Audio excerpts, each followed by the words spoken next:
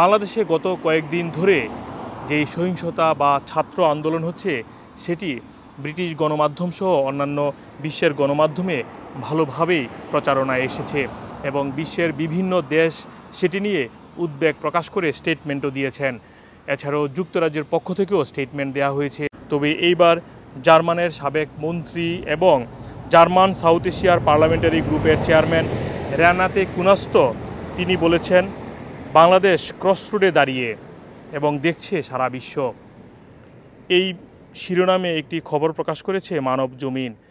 খবরে বলা হয়েছে, দ্বাদশ জাতীয় সংসদ নির্বাচনের আগে বিভিন্ন সময় বাংলাদেশ ক্রসরোডে দাঁড়িয়ে এমন কথাটি কয়েকবার শোনা গিয়েছিল আন্তর্জাতিক গণমাধ্যমে। কোটা বিরোধী আন্দোলনের পর পরিস্থিতি তৈরি হওয়ার কারণে এবারও আবার কথাটি ফিরে এসেছে। এবার যার মুখ থেকে এই কথাটি বেরিয়েছে তিনি ইউরোপের শক্তিশালী দেশ জার্মানির সাবেক মন্ত্রী রেনাতে কুনাস্ত। তিনি যে দেশটির বর্তমান সংসদ সদস্য তাই নন, তিনি গত বছরে ফেব্রুয়ারি মাসে বাংলাদেশে যে পার্লামেন্টারি নির্বাচন হয়েছে ওই নির্বাচনের সময় বাংলাদেশে আনুষ্ঠানিক সফরে গিয়েছিলেন। ওই প্রতিনিধি দলের নেতৃত্ব দিয়েছিলেন জার্মান সাউথ এশিয়া পার্লামেন্টারি গ্রুপের চেয়ারম্যান রেনাতে কুনাস্ত। সম্প্রতি বাংলাদেশ ইস্যুতে জাতিসংঘের মানবাধিকার বিষয়ক হাইকমিশনার ভলকার তুর্ক এর বিবৃতির প্রসঙ্গ তুলে ধরে জার্মানের বিখ্যাত জেনিথ ম্যাগাজিনকে দেওয়া এক সাক্ষাৎকারে রেনাতে কুনাস্ত বলেন, জাতিসংঘের প্রতিক্রিয়া গুরুত্বপূর্ণ। এ থেকে এটাই বোঝা যায় যে বাংলাদেশে যা ঘটে তা সারা বিশ্বে অনুভূত হয়।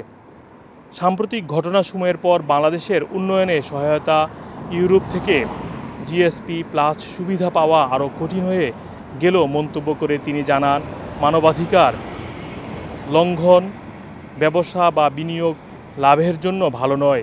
বাংলাদেশের সরকারকে সিদ্ধান্ত নিতে হবে তারা কোন পথে এগুবে। বাংলাদেশের সাম্প্রতিক ঘটনা নিয়ে তিনি আরও মন্তব্য করেছেন, এই পত্রিকা সেটি প্রকাশ করেছে। আপনারা জানেন বাংলাদেশে যে ঘটনাগুলো ঘটে যাচ্ছে সেগুলো নিয়ে আমেরিকা, জাতিসংঘ, কানাডা, জার্মানি এবং যুক্তরাজ্য সহ আরও অনেকেই তাদের উদ্বেগের কথা জানিয়েছেন। এছাড়াও যুক্তরাজ্য সরকারের ফরেন অফিস থেকেও উদ্বেগের কথা জানানো হয়েছে। তারা বলেছে সেদেশের নাগরিকদেরকে বাংলাদেশে ভ্রমণ না করতে। এছাড়াও ব্রিটেনের দুইজন এমপি যারা ব্রিটিশ পার্লামেন্টে প্রতিনিধিত্ব করেন, দুই ব্রিটিশ বাংলাদেশি এমপি রূপা হক এবং আফসানা বেগম, এই বিষয়টি নিয়ে তারা উদ্বেগের কথা জানিয়েছেন। এছাড়াও ব্রিটিশ পার্লামেন্টে প্রতিনিধিত্বকারী আরেক ব্রিটিশ বাংলাদেশি এমপি রুশনারা আলীও বাংলাদেশের এই বিষয়ে উদ্বেগ প্রকাশ করেছেন।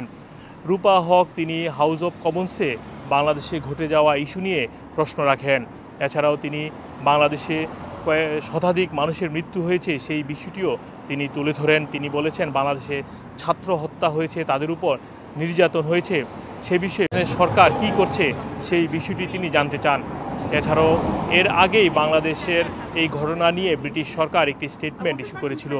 এছাড়াও আরেক ব্রিটিশ বাংলাদেশি এমপি আফসানা বেগম তিনি আর্লি ডে মোশন একটি উত্থাপন করেছেন যাতে বাংলাদেশের এই ঘটে যাওয়া বিষয়গুলো নিয়ে ব্রিটিশ পার্লামেন্টে আলোচনা হয়, ডিবেট হয় এবং এখন পর্যন্ত আমরা জানি প্রায় 22 থেকে 23 জন এমপি ওই আর্লি ডে মোশনের সাথে একমত হয়েছেন। তারাও বাংলাদেশে যে ঘটে যাওয়া হত্যা বা নির্যাতনের কথা বলেছে তারা, সেটি নিয়ে তারা সংসদে আলোচনা চান।